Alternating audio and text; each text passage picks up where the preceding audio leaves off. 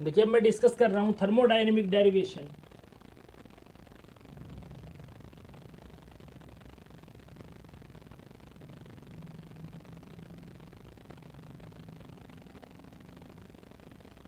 Of elevation in boiling point. अभी जो आपके पास फाइनल एक्सप्रेशन है वो क्या चाहिए आपको? आपको फाइनल एक्सप्रेशन चाहिए elevation in boiling point directly proportional to molarity. कि आप ये कैलकुलेट करके दिखाइए कि ये आया कहां से। तो आप याद कीजिए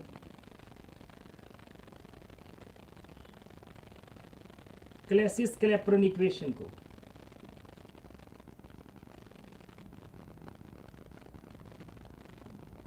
आपको ध्यान हो क्लैसिस क्लैपेरॉन इक्वेशन जिसमें था log P1 upon log P2 is equal to delta H V, या एंथैल्पी ऑफ वेपराइजेशन था, अपॉन आर वन अपॉन, यहां P1 था तो पहले था T2 माइनस T1। देखिए ये चीज मेरे पास थी। अब देखिए अगर ये नेचुरल लॉग में था तो यहाँ 2.303 नहीं था। आप क्लैसिस क्लैपेरॉन इक्वेशन को रिमाइंड कर सकते हैं। ये क्या होता था, ये T1 टेम्परेचर के ऊपर P1 प्रेशर था और T2 टेम्परेचर के ऊपर P2 प्रेशर था, ये था। और ये इक्विलिब्रियम स्टेज थी किसके बीच में? लिक्विड और वेपर के बीच में। उसके लिए हमने क्लैसिस क्लैपेरॉन इक्वेशन ड्राइव की थी। आज भी अगर एलिवेशन इन बॉइलिंग पॉइंट की आप बात कर रहे हैं तो आप लिक्विड और वेपर के बीच में ही इक्विलिब्रियम होता है। तो वेपर खुद बॉइलिंग पॉइंट क्या होता है? ये इक्विलिब्रियम स्टेज होती है जब आपके पास रेट ऑफ इवेपोरेशन और उसका कंडेंसेशन इक्वल हो जाता है, उसी को ही वेपराइजेशन कहा जाता है, बॉइलिंग पॉइंट कहा जाता है। देखिए तो यहां आप क्या मान लीजिए, P1 मान लीजिए सोलवेंट का आपके पास क्या है? प्रेशर है, दैट इज प्रेशर ऑफ क्या? Solvent.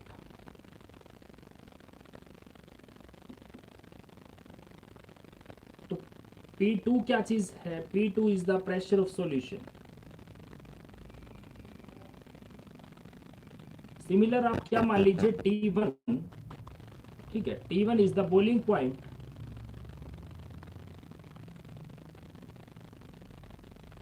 Of solvent and T2 की जगह T2, ये T1 था जिसको आप T नोट कंसिडर कर लीजिए, T2 को आप TS मान लीजिए सॉल्यूशन के केस में। So is the boiling point of solution. तो आप यहां पुट कर दीजिए इसे।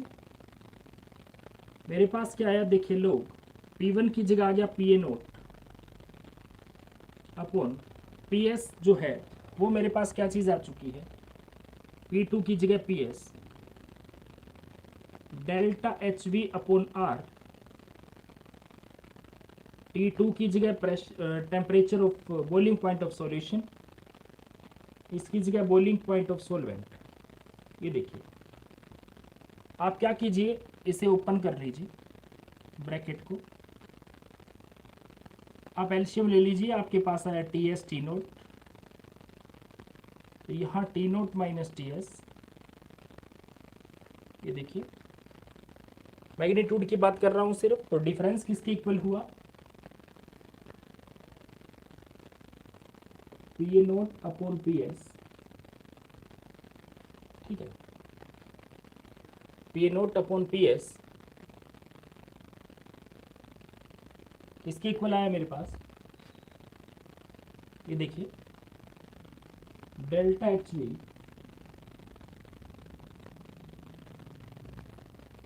HV upon R into delta TB upon TS T note. But देखिए दोनों में ज़्यादा डिफरेंस नहीं होता, यूँ नहीं है कि बहुत ज़्यादा अंतर आ जाता है। सॉल्यूशन का बॉइलिंग पॉइंट रहता ऑलमोस्ट किसके इक्वल है? सोलवेंट के बॉइलिंग पॉइंट के बराबर, कोई बहुत ज़्यादा डिफरेंस नहीं आता। जैसे मान लीजिए कि बॉइलिंग पॉइंट किसी का 100 है तो 100.1215 ऐसे ही होता है। तो हम प्रोडक्ट की बात करें तो ऑलमोस्ट आप ये मान सकते हैं कि ये इक्वल ही होते हैं। तो आप क्या कर सकते हैं, TS को इक्वल पुट कर सकते हैं T नोट।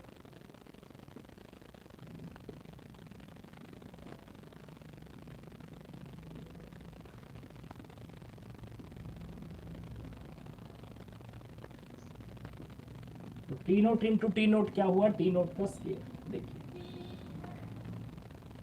आप इसे इक्वेशन नंबर 1 मान लीजिए। क्लियर? माइनस प्लस इधर उधर हो जाए तो बेटा लास्ट में चेक कर लीजिएगा। अब देखिए आपको याद होगा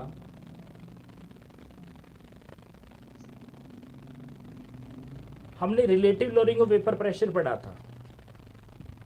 according to relative lowering of vapour pressure मैं क्या लिख सकता हूं कि P A nought minus P S upon P A nought is equal to X B. आपको याद होगा ये हमने रोल्स लॉ के केस में भी पढ़ा था कि relative lowering of vapour pressure always mole fraction of solute के इक्वल होता है। और यहाँ x क्या चीज है, x is the mole fraction, where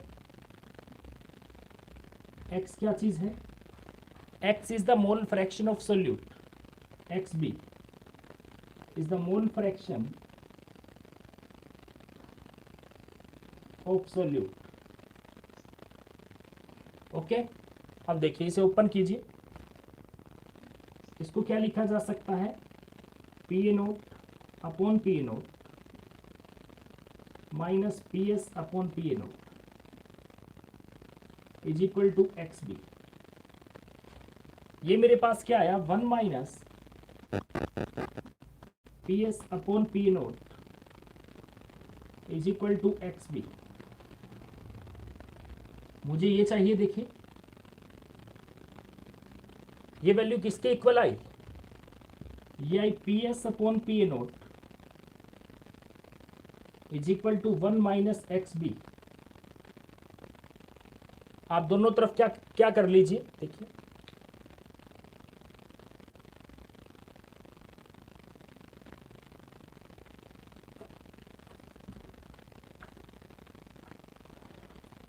taking log on both sides।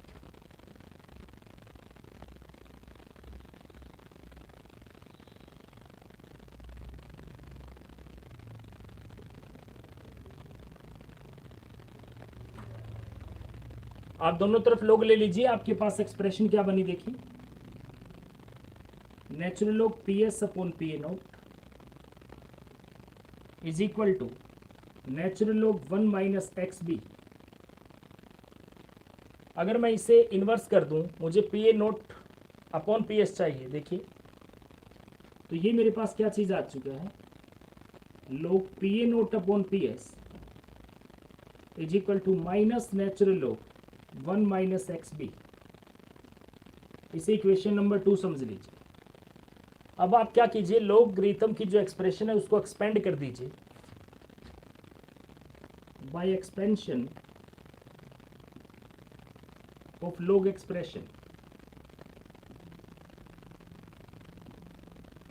देखिए आप जनरल बात समझिए कि log 1 माइनस एक्स बी क्या लिखा जा सकता है, minus X B minus half X B का स्क्वायर माइनस 1/3 एक्स बी का क्यूब।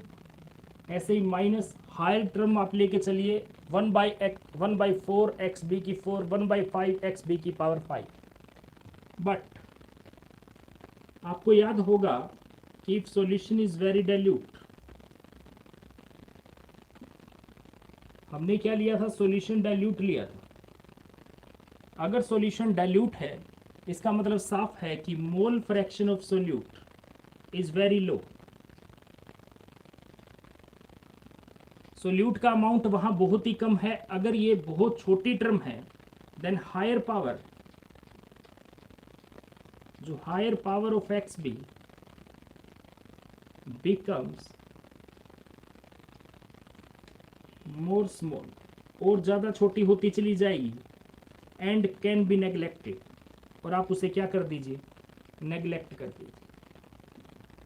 तो अगर आपने हायर पावर को नेग्लेक्ट कर दिया तो हायर पावर नेग्लेक्ट होते ही ये टर्म और हायर पर सारी टर्म आपके पास नेग्लेक्ट हुई, तो 1 minus X B can be written as minus X B. लेकिन यहां क्या था, देखिए natural log 1 minus X B या माइनस था, तो मैं क्या कहूं कि minus natural log 1 minus X B को आप क्या लिख सकते हैं, प्लस में एक्स बी। इसे एक्सप्रेशन नंबर 3 मान लीजिए। अब आप देखिए सेकंड और थर्ड इक्वेशन को आप इक्वेट कर दीजिए।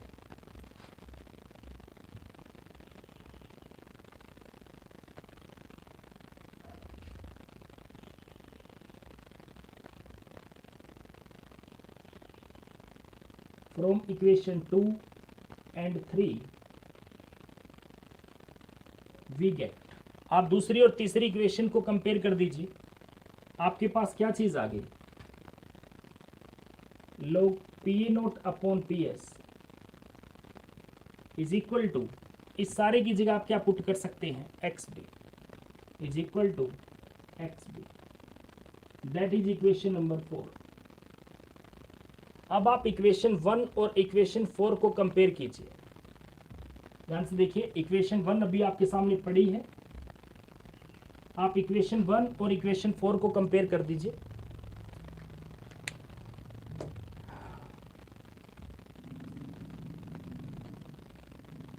By comparing equation 1 and equation 4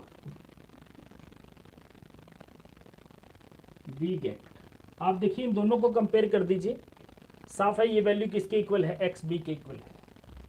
तो आपके पास क्या चीज आई, delta H B upon R into delta T B upon T nought square is equal to X B. हमें क्या चाहिए, डेल्टा टी बी की value. So delta T B is equal to R T nought square, जो इस side divide में था उधर जाके मल्टीप्लाई हुआ, अपॉन डेल्टा एच बी, जो इधर मल्टीप्लाई में था उधर जाके डिवाइड, एंड एक्स बी पहले ही पड़ा था। ये लीजिए, आप इसे इक्वेशन नंबर 5 मान लीजिए। अब आप एक्स बी की वैल्यू पुट कर दीजिए, बट एक्स बी क्या होता है, number of mole of solute upon total number of मोल। यहां पर एक्स बी क्या है, एन बी क्या है, N B is the number of mole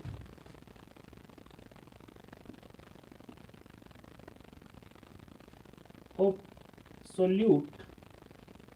solute यहां पर क्या चीज है, बी है, और एन ए क्या है, N A is the number of mole of solvent. Clear. लेकिन जैसे मैंने कहा कि आपके पास सॉल्यूशन डाइल्यूट है,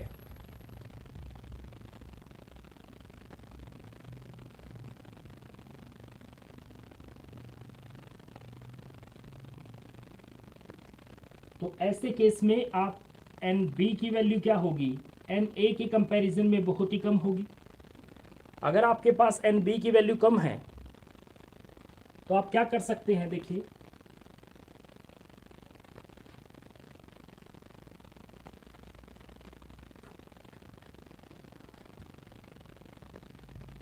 तो N A plus N B can be written as N A. ये देखिए, आप इसे इक्वेशन नंबर 6 मान लीजिए। तो now equation 6 become,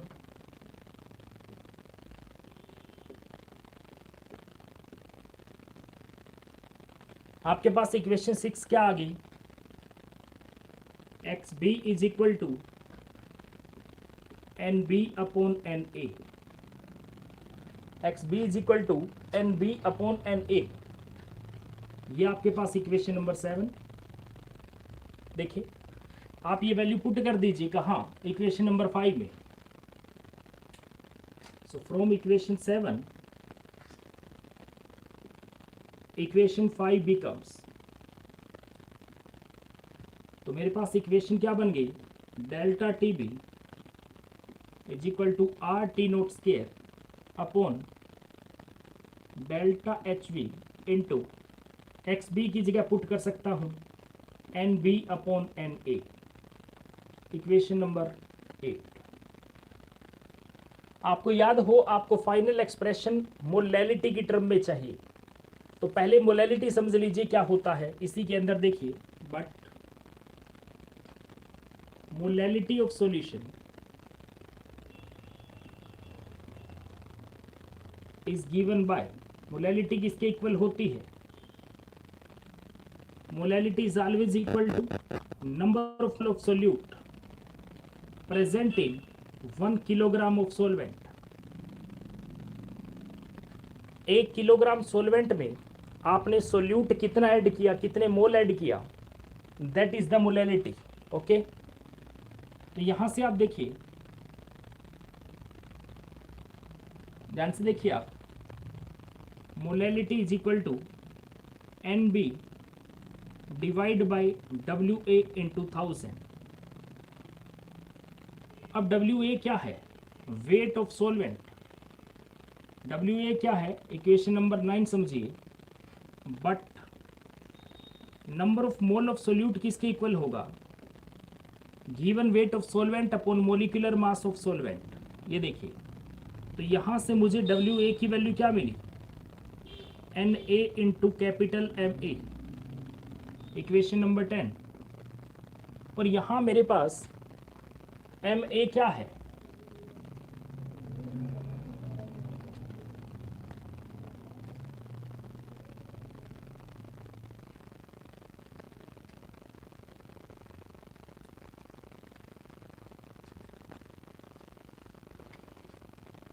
where MA क्या चीज है, is the molar mass of solvent.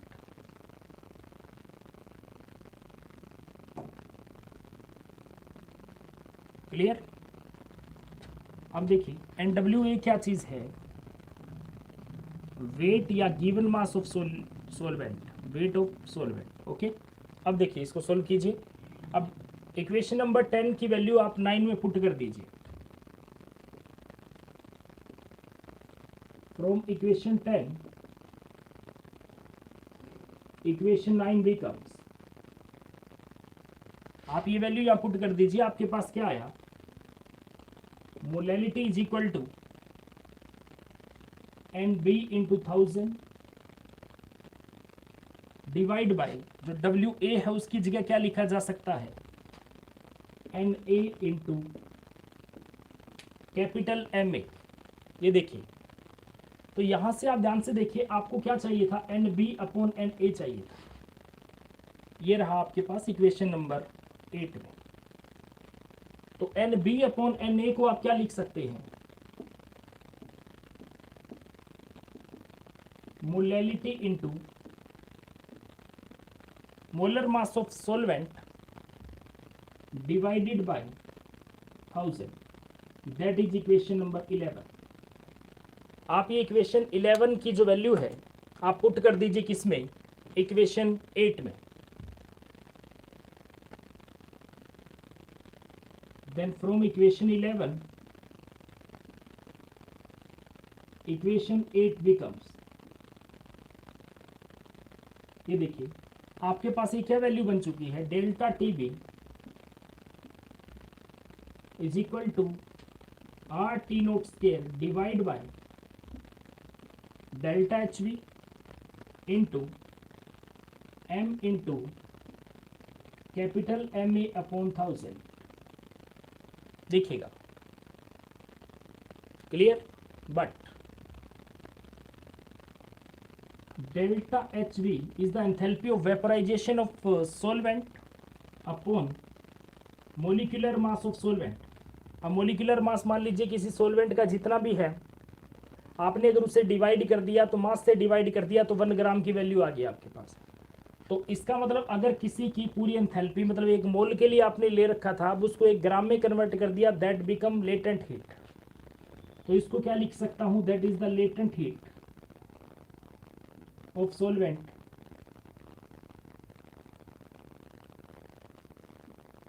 पर ग्राम, जो कि कांस्टेंट होती है. मतलब आपको एक सोलवेंट दिया, हर सोलवेंट का 1 ग्राम फेज चेंज के लिए आपको, वेपर के लिए आपको क्या करना पड़ेगा, कितनी हीट उसे देनी पड़ी, that is the latent heat. ये कांस्टेंट होती है हर सोलवेंट की केस में. तो मैं डेल्टा HB अपॉन MA को क्या लिख सकता हूं, RT नोट स्क्वायर. देखिए 1000 पहले ही था, ये रहा डेल्टा HB अपॉन MA को लेटेंट हीट ऑफ वेपराइजेशन लिख सकता हूं. अब मेरे पास क्या बचा, ओनली मोलैलिटी. आप पूरी इक्वेशन में ध्यान से देखिए, आर गैस कांस्टेंट है, T not boiling point of solvent है जो कि कांस्टेंट होता है। जो भी सॉल्वेंट लोगे आपके हाथ में उसका बॉइलिंग पॉइंट कितना है, फिक्स वैल्यू है, 1000 कांस्टेंट है, एलवी इज आल्सो कांस्टेंट। अगर ये सारे कांस्टेंट है मैं इनको क्या कर सकता हूँ, रिप्लेस कर सकता हूँ, is equal to K B into M. यही क्या है, that is the mathematical derivation of elevation in boiling point. Most important concept. मेरे अकॉर्डिंग ये एग्जाम में क्वेश्चन आएगा, चाहे तो एलिवेशन इन बॉइलिंग पॉइंट दे दिया जाए या डिप्रेशन इन फ्रीजिंग पॉइंट दे दिया जाए। डिप्रेशन भी पूछा जा सकता है, एलिवेशन भी, दोनों की डेरिवेशन एक जैसी है, तो ये जरूर आप कीजिएगा।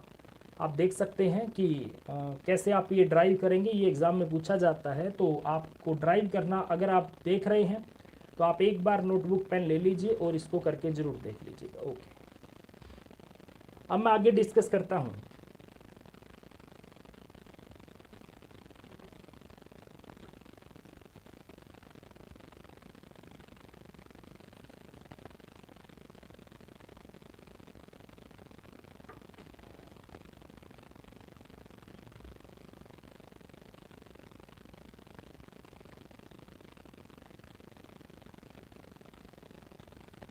एक क्वेश्चन है कि आप एलिवेशन इन बॉइलिंग पॉइंट और रिलेटिव लोअरिंग वेपर प्रेशर में रिलेशन निकालिए। वो मैं बाद में डिस्कस करूंगा, तो डिप्रेशन फ्रीजिंग पॉइंट में बता दूंगा, एक जैसी ही है, तो सुनिएगा। लेकिन इससे पहले मैं एक क्वेश्चन आपको डिस्कस करने के लिए बोलता हूं कि show that elevation in boiling point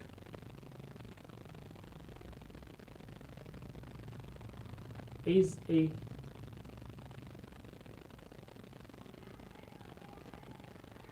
कोलेगेटिव property. या प्रूव कर दीजिए कि एलिवेशन इन बॉइलिंग पॉइंट एक कोलेगेटिव प्रॉपर्टी है। आपको याद हो कोलेगेटिव प्रॉपर्टी क्या चीज होती है, किसी भी लिक्विड की वो प्रॉपर्टी जो प्रॉपर्टी इस बात पर डिपेंड करे कि उसमें number of mole of solute कितने हैं, कि मतलब आपने जो सोल्यूट ऐड किया है उसके नंबर ऑफ मोल पे जो चीज़ डिपेंड कर जाए, उसके अमाउंट पे जो चीज़ डिपेंड कर जाए, ऐसी प्रॉपर्टी को एलिवेशन इन बॉइलिंग ऐसी प्रॉपर्टी को कोलेगेटिव प्रॉपर्टी बोला जाता है। और मैंने आपको 4 कोलेगेटिव प्रॉपर्टी बताई थी। सबसे पहले आपको बताया था relative lowering of vapour pressure, जिसको लास्ट टाइम प्रूव किया था एक पूरे लेक्चर में। फिर मैंने elevation in boiling point, next depression in freezing point, और लास्ट था ऑस्मोटिक प्रेशर।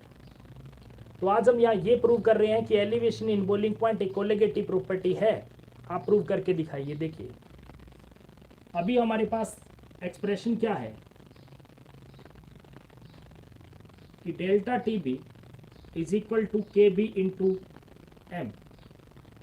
यही आपके पास एक्सप्रेशन है। आप मोलैलिटी की वैल्यू पुट कर दीजिए।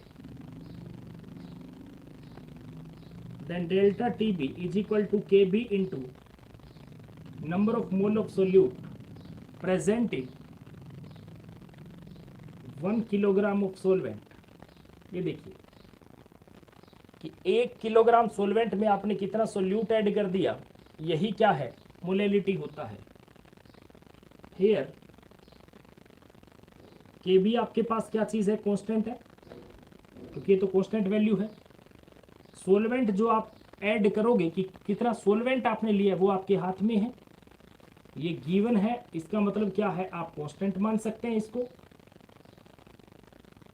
और 1000 खुद जो है वो डाटा है, that is also a constant value. तो आप ध्यान से देखिए, मैं इसको क्या लिख सकता हूं कि delta T B is equal to constant into N B.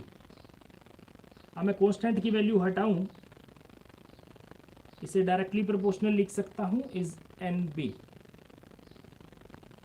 ये देखिए यहां से एक बात प्रूव है कि that property of solution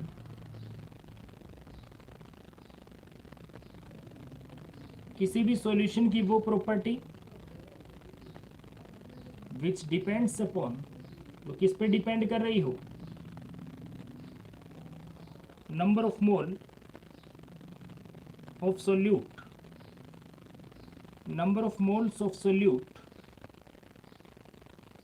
in solution, solution में कितना सोल्यूट ऐड कर रखा है अगर उस पर डिपेंड कर जाए इज कोलेगेटिव प्रॉपर्टी। तो यहाँ से एक बात क्लियर है कि जो आपके पास डेल्टा टी बी है वो भी डिपेंड करता है कि number of mole of solute कितना है। तो डेल्टा टी बी भी क्या हुआ, एक कोलेगेटिव प्रॉपर्टी हुई। Most important question. इसी के साथ आपसे पूछा जा सकता है determination of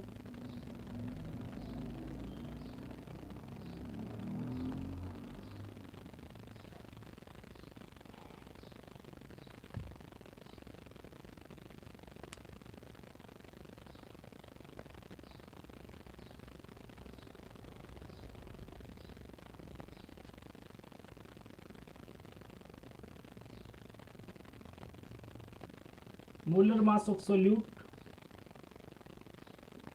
from elevation in boiling point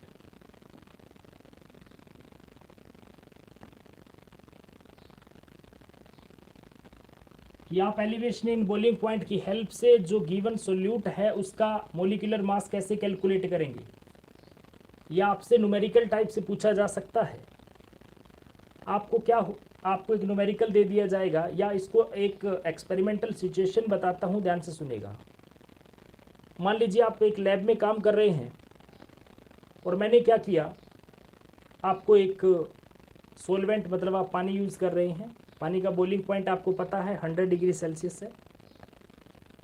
मैंने क्या किया, आपको एक अननोन सोल्यूट दे दिया, आपको बताया नहीं कि ये क्या चीज़ है, कितना इसका मास है, उसका अमाउंट दे दिया कि 2 ग्राम 3 ग्राम 5 ग्राम, मान लीजिए एक नोन अमाउंट आपको दिया और कहा कि जैसे ही मैंने इसको इस पानी के अंदर डिजोल्व किया, पानी भी फिक्स अमाउंट दे दिया 100 ग्राम 150 ग्राम, मान लीजिए 1 लीटर, जितना भी आपको फिक्स अमाउंट ऑफ वाटर भी दे दिया और कहा कि इतने में इतना सोल्यूट ऐड करने से इसका बॉइलिंग पॉइंट 2 डिग्री 3 डिग्री इतना राइज हो गया। मतलब मैंने क्या कहा, जो सोलवेंट आपको फिक्स अमाउंट देके आपको एक सोल्यूट दे दिया अननोन और ये कह दिया कि इसके बॉइलिंग पॉइंट में इतना इंक्रीज आ गया, और आपसे ये पूछा है कि ये बताइए जो सोल्यूट मैंने आपको दिया है ऐड करने के लिए उसका मोलिकुलर मास क्या है, जबकि आपको ये नहीं पता कि गिवन चीज़ क्या है।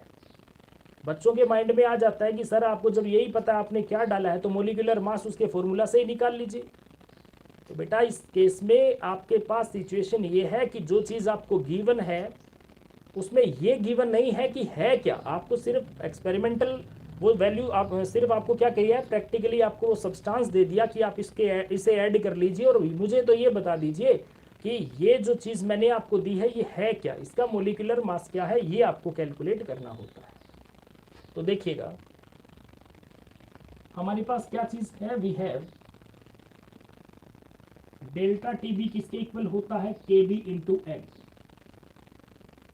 मैंने जैसे बार बार कहा कि आप m की वैल्यू पुट कर दीजिए, तो delta T B is equal to K B into M को क्या लिखा जा सकता है, number of mole of solute present in 1 kilogram of solvent. तो kilogram of solvent is WA/1000, ये लीजिए। अब आप क्या कीजिए, जो number of mole of solute है उसे ओपन कर लीजिए। तो delta T B is equal to K B into N B की जगह क्या हुआ, WB/MB। नंबर ऑफ मोल क्या होता है, given weight upon molecular weight. 1000 आप ऊपर ले जाइए, नीचे क्या रहा, WA। यहां पर WB क्या चीज है, वेट ऑफ सोल्यूट। जैसे मैंने आपको कहा कि आपको एक अननोन सब्सटेंस देके कहा ये डिसोल्व कर दीजिए, पर ये आपको बताया था कि कितना है, 2 ग्राम 3 ग्राम आपको गिवन होगा। और ये क्या चीज़ है, सोलवेंट भी आपको गिवन होगा कि 150 ग्राम है 300 ग्राम है, कितना है, that is the weight of solvent. लेकिन सोलवेंट आपको बताया था कौन सा यूज आप यूज कर रहे हैं, आपने पानी किया तो पानी का मोलिकुलर मास आप कैलकुलेट कर सकते हैं 18 ग्राम पर मोल। यस, तो यहाँ पर MB क्या चीज़ है, मोलर मास ऑफ सोल्यूट जो मुझे कैलकुलेट करना है, मोलर मास ऑफ सोल्यूट जो मुझे निकालना है। और के बी मुझे पहले ही पता है कि क्या चीज़ है यहाँ पर, K B is the ebullioscopic constant and delta T B is the elevation in the boiling point. मुझे एम बी चाहिए, ये देखिए, ये आप इस साइड ले आइए, तो के बी इंटू ये कांस्टेंट है 1000 अपॉन डेल्टा टी बी, और ये दोनों के weight of solute upon weight of solvent, ये ग्राम में आपको दे रखे हैं। इस एक्सप्रेशन को ध्यान से देखिए, मैंने आपको स्टार्टिंग में कहा सोल्यूट कितना है, सोलवेंट कितना है, ये दिया होगा। सोलवेंट क्या है उसके अकॉर्डिंग आप के बी की वैल्यू पुट कर सकते हैं, और कितना बॉइलिंग पॉइंट में चेंज आया वो भी दिया होगा। तो अगर आपके पास ये वैल्यू है तो आप M B can be calculated देख सकते हैं। इसीलिए molecular mass of solute can be calculated, आप ये कैलकुलेट कर सकते हैं किससे, from elevation in boiling point. तो आप एलिवेशन इन बॉइलिंग पॉइंट से जो अबव एक्सप्रेशन आपको दे रखी है, इससे आप मोलिकुलर मास कैलकुलेट कर सकते हैं। आप इसका न्यूमेरिकल जरूर कर लीजिए, अगर कोई प्रॉब्लम हो आप कमेंट बॉक्स में लिख दीजिएगा, मैं आपको ये चीज़ करवा के दिखा दूँगा। तो ये था कि क्या ये कैसे ये कोलिगेटिव प्रॉपर्टी है, कैसे आप इससे मोलिकुलर मास कैलकुलेट करेंगे। अब बेटा दो बात बस सिर्फ, पहली, एक तो आपको एलिवेशन इन बॉइलिंग पॉइंट को कैलकुलेट करना एक्सपेरिमेंटल, जिसके मेथड्स आपको दे रखे हैं।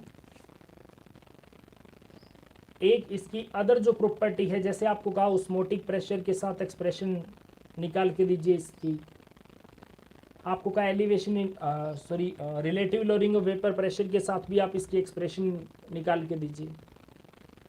ये दो कंसेप्ट अभी इसके पेंडिंग पड़े हैं, लेकिन इससे पहले मैं यूँ कहना चाहूँगा कि जो नेक्स्ट आपके पास कोलिगेटिव प्रॉपर्टी है that is the depression in freezing point. वो ऑलमोस्ट क्योंकि इसके जैसे, क्यों डेरिवेशन पॉइंट इसके जैसा है, मैं ये चाहूँगा कि मैं उसको बीच में इंक्लूड ही कर लूँ, क्योंकि पूरा लेक्चर जो है मुझे दोबारा से यही जो दो लेक्चर अगर बनने वाले हैं, दो नहीं बनाने पड़ेंगे। मैं अगर बीच में आपको ये समझा दूं कि डिप्रेशन फ्रीजिंग पॉइंट क्या है, वो किस पे डिपेंड करता है, तो उसकी मैथमेटिकल डेरिवेशन भी वैसे ही होगी जैसे आपने इसकी कैलकुलेट किया। आप सिलेबस को देख सकते हैं, इसमें मेंशन ही सिर्फ दो की मैथमेटिकल डेरिवेशन है, थर्मोडाइनमिक डेरिवेशन सिर्फ आपको उन्हीं की दे रखी है। तो एक की अगर आप रिलेशन उस relative lowering of vapour pressure के साथ निकाल रहे हैं, ऑस्मोटिक प्रेशर के साथ निकाल रहे हैं, तो दूसरी की भी बिल्कुल वैसे ही होगी। अगर एक टॉपिक खत्म करवाने के बाद फिर उस पर जाऊंगा तो ये आप मान के चलिए फिर से रिवाइज करना पड़ेगा सारा। तो इसलिए मैं कल पहले आपको जस्ट इसके बाद क्या होता है डिप्रेशन फ्रीजिंग पॉइंट वो इंक्लूड करके दोनों की इकट्ठी रिलेशन आप जिस मर्जी की समझ लीजिएगा, चाहे वो रिलेटिव, चाहे एलिवेशन इन बॉइलिंग पॉइंट की है, चाहे डिप्रेशन फ्रीजिंग पॉइंट की है, किसके साथ, relative lowering of vapour pressure के साथ या ऑस्मोटिक प्रेशर के साथ। और दोनों के मेथड्स को भी आपको, क्योंकि एक जैसे ही हैं, बस थोड़ा सा चेंजेस है, वो बताते हुए एक साथ ही दोनों के मेथड आपको बता दूंगा।